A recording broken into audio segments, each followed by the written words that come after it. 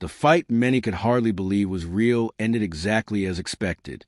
Former world heavyweight champion Anthony Joshua knocked out YouTuber-turned-boxer Jake Paul on Friday night, reportedly breaking the American's jaw in the process. While the build-up resembled a circus, the outcome inside the ring was entirely predictable, once again raising questions about the direction of professional boxing. The contrast between the two fighters was obvious from the start. Joshua stood 5 inches taller and weighed nearly 30 pounds more, while also boasting a decade of elite-level experience.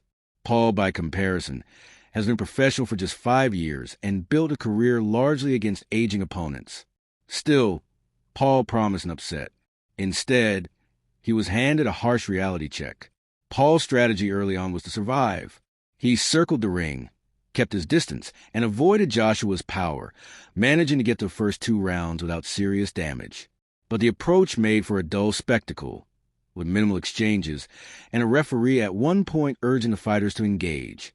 As the fight wore on, Paul began to tire and Joshua's pressure told. A 5th-round uppercut sent Paul to a knee, and the end felt inevitable.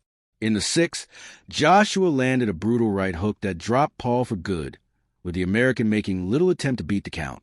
Afterwards, the pair embraced, and Joshua was generous in victory, praising Paul's toughness. Paul later revealed he had suffered a double broken jaw and required surgery. Despite the loss, Paul showed resilience and heart, proving he is more than just a social media star, though still far from elite level. Joshua, meanwhile, now turns his attention back to serious competition, with a potential clash against Tyson Fury still the long-term goal. For boxing, however, the bigger question remains.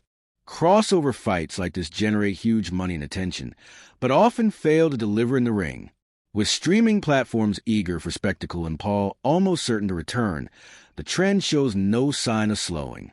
Next time, for the sake of the sport, the matchup may need to make a little more sense.